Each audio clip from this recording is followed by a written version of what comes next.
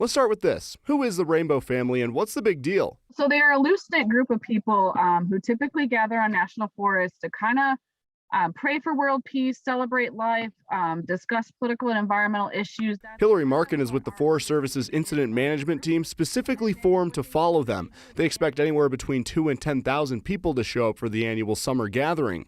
The last time they were in Colorado, 2006 in Routt County.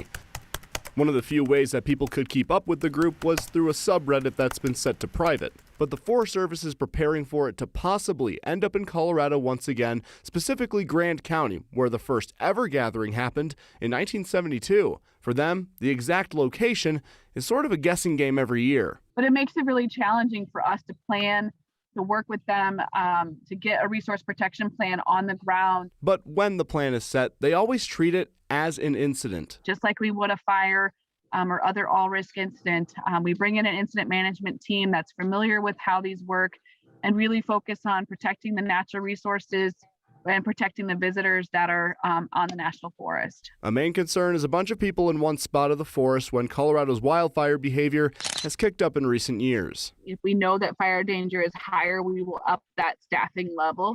And so we're connected. We call kind of resource protection officers out there on the ground that work with them. We try to educate them. Again, it's all about protecting the natural resources that they're utilizing for this gathering and leaving as minimal impact as possible. So it's the understanding of both the Forest Service and Grand County Sheriff that there's something called the Spring Vision Council that's held around in mid-June, and that's where exactly the location is announced for where the gathering will be. Officials keep a close eye on that, and then they deploy resources as soon as they know. Steve, they also treat this in part as a traffic operation, putting up no parking signs, among other things. Yeah, no parking for this. And at this point, Luis, they must know that law enforcement knows about this. They certainly do. Not a surprise anymore. It's what the Forest Service calls a non-sanctioned event.